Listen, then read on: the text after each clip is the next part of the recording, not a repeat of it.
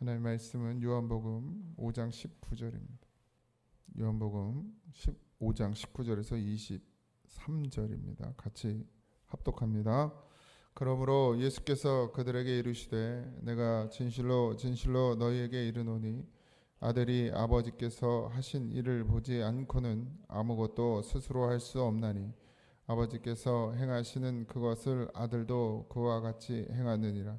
아버지께서 아들을 사랑하사 자기가 행하시는 것을 다 아들에게 보이시고 또 그보다 더 큰 일을 보이사 너희로 놀랍게 여기게 하시리라.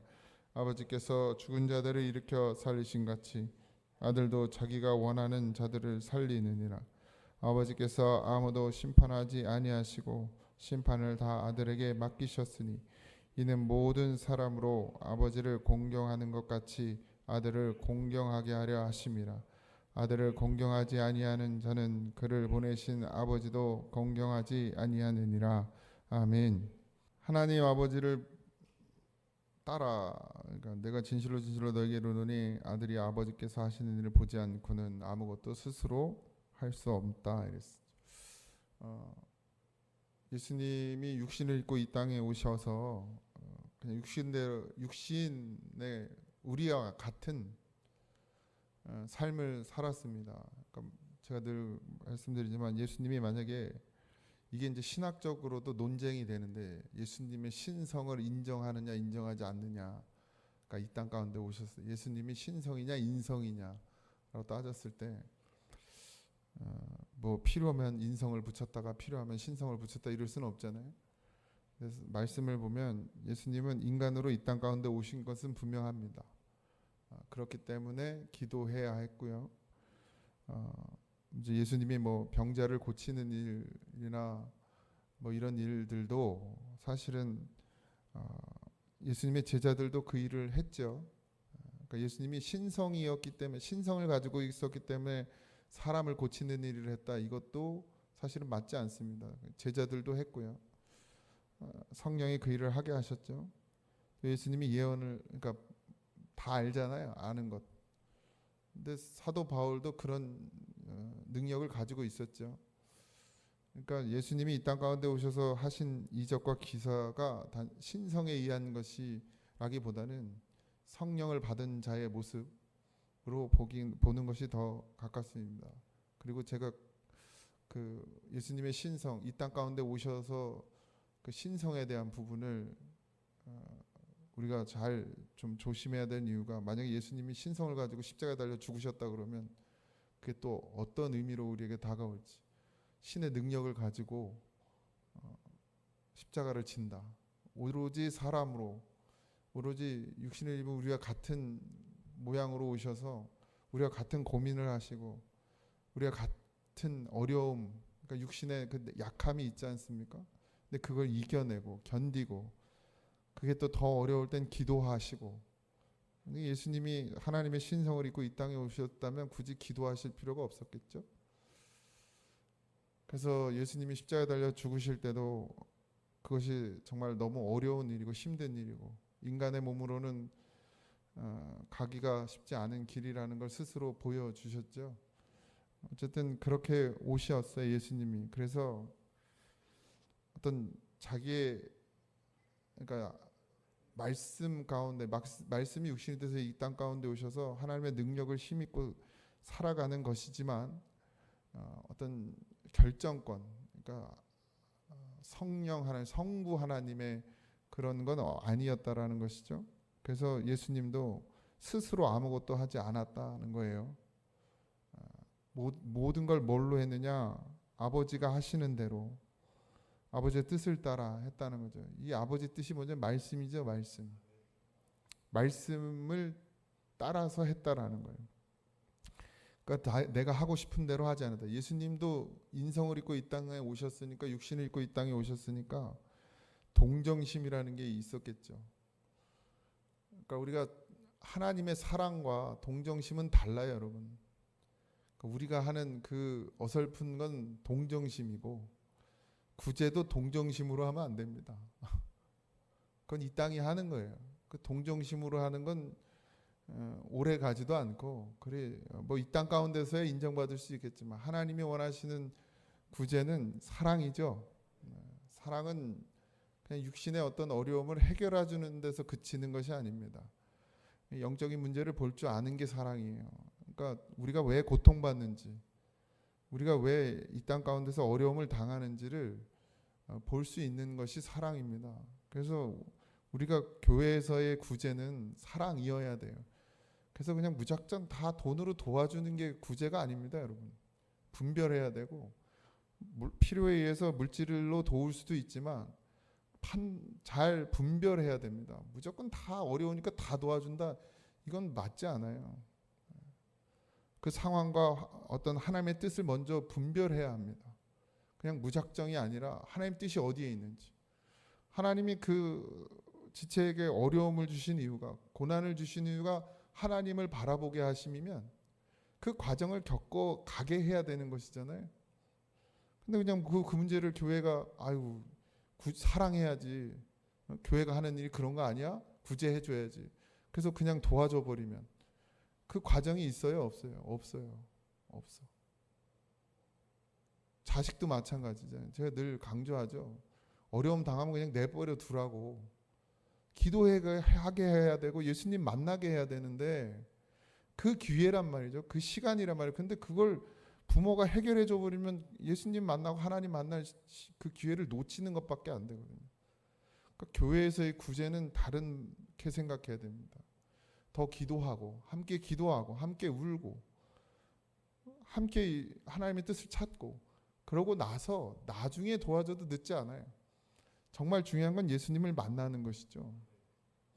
그래서 예수님도 동정심을 가지고 이 땅 가운데 오셔서 사람을 고치거나 사람을 살리거나 사람을 인도하지 않았습니다. 반드시 아버지 뜻대로 하셨어요. 단순히 도와주는 게 만약에 그 우물가의 여인을 만났어요. 남편이 5이라고 그랬어요. 그러면 그 여자를 구제를 하면 어떻게 해야 돼요? 진짜 좋은 남자를 소개해 줘야지. 다시는 안 변할. 예수님이 좋은 남편을 소개시켜 준 게 아니잖아요. 진짜 남편을 소개시켜 준 진짜 남편.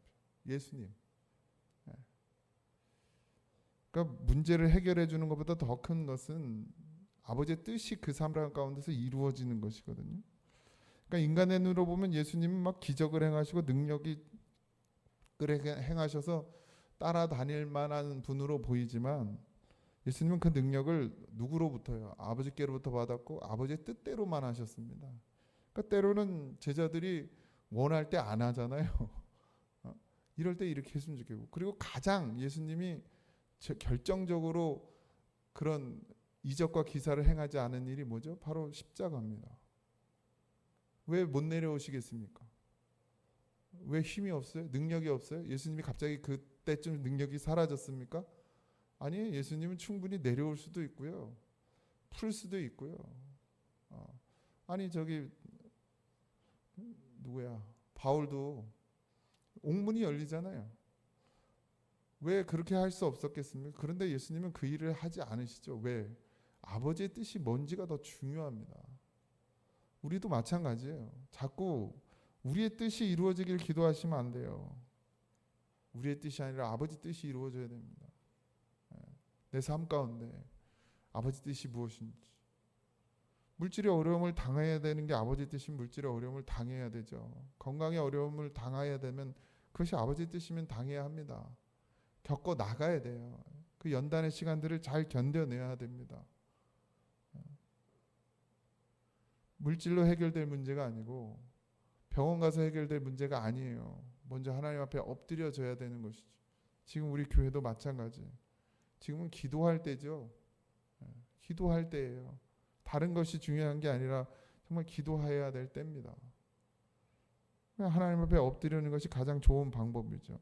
왜요? 아버지의 뜻을 알 수 있는 방법은 기도밖에 없어요. 우리가 뭘로 아버지의 뜻을 알 수 있습니까? 어떻게? 말씀하고 기도하는 거 외에 우리가 아버지의 뜻을 알 수 있는 방법이 없습니다.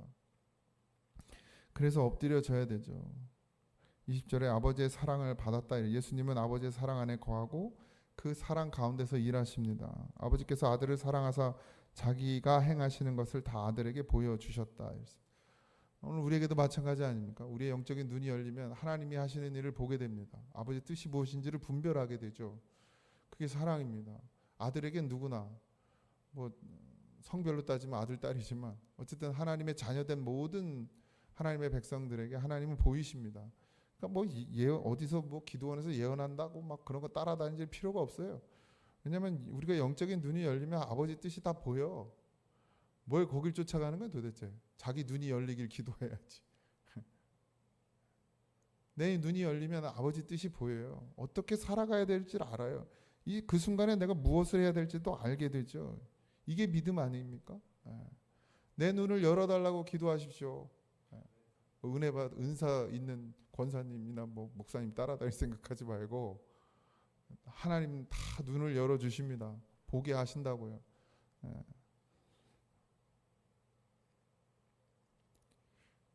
예수님을 우리가 만났기 때문에, 예수님 우리 안에 계시기 때문에 우리가 아버지 뜻을 알죠. 예수님은 우리의 통로가 되어 주셨습니다.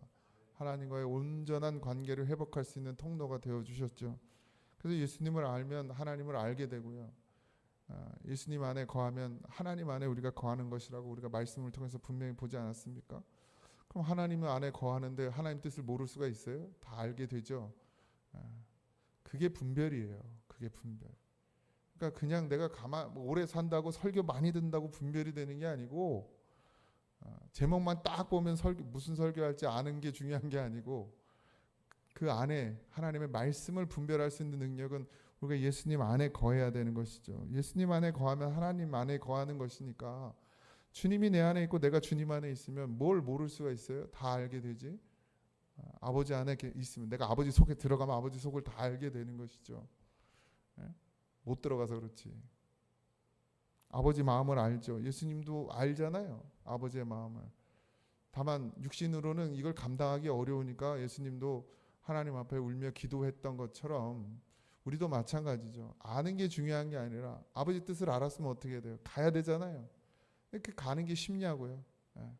갈래니 이것도 걸리고 저것도 걸리고 예수님 따라갈래 아버지 뜻 따라갈래니 이것도 손해보는 것 같고 저것도 손해보는 것 같고 우리의 발목 잡는 일들이 너무 많죠. 아버지 뜻을 아는데 가기가 어려운 것은 이러면 손해볼 것 같고 이러면 힘들 것 같고 그냥 빨리 이 문제가 해결됐으면 좋겠는데 아버지 뜻은 그게 아닌 걸 아니까 하나님 앞에 엎드리길 원하시는 걸 아니까 근데 그 문제가 나를 자꾸 힘들게 하거든요.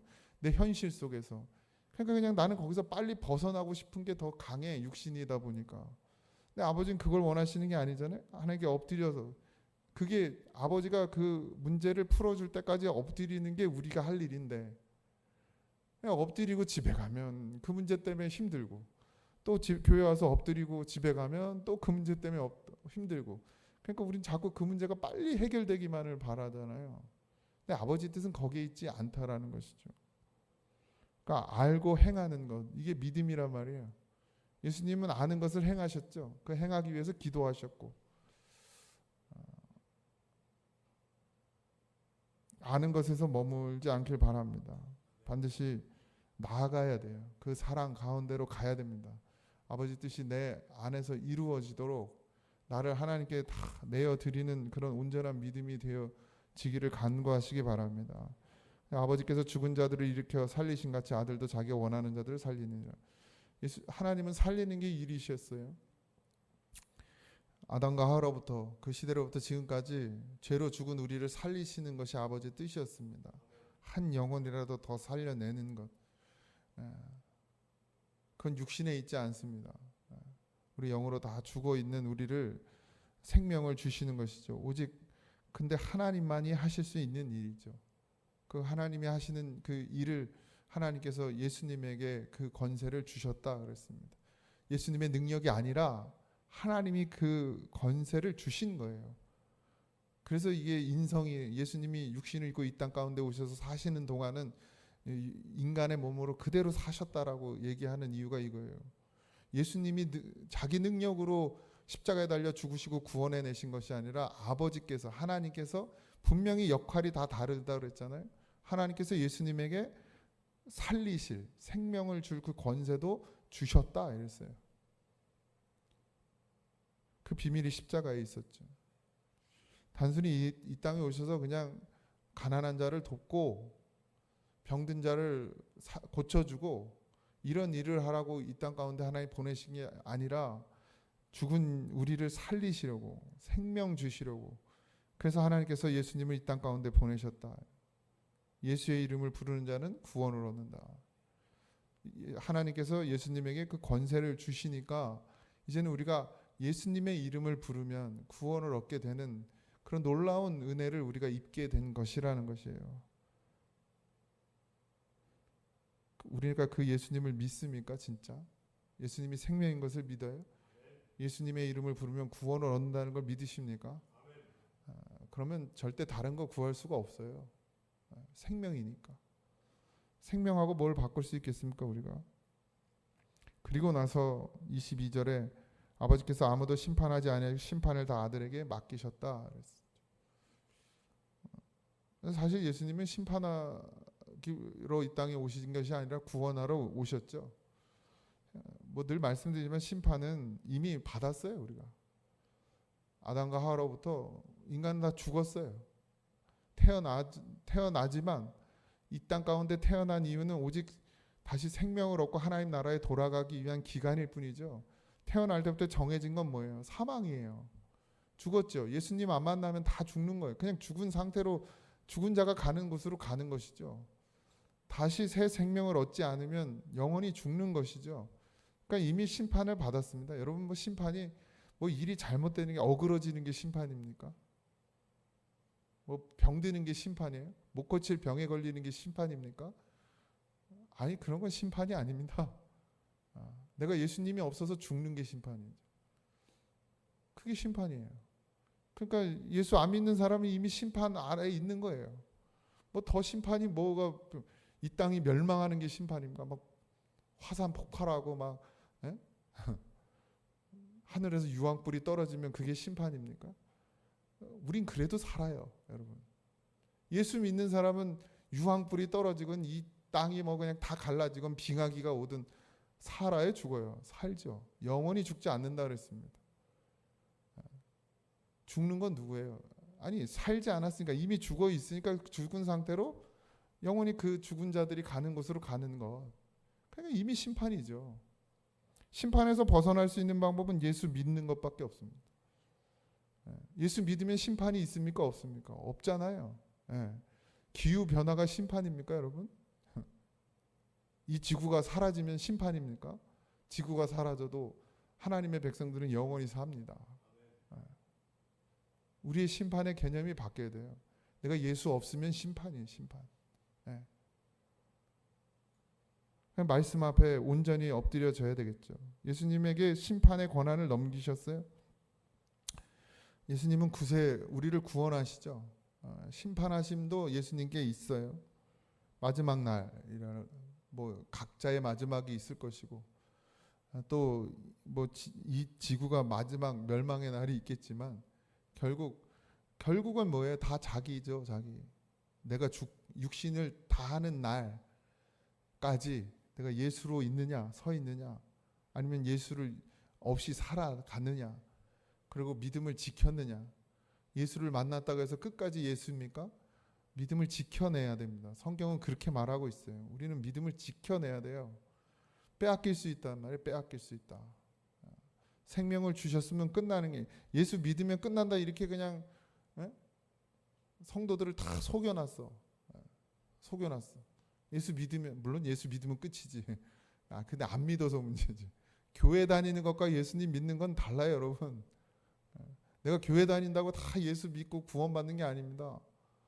예수 믿음은 끝까지 지켜내야 돼요.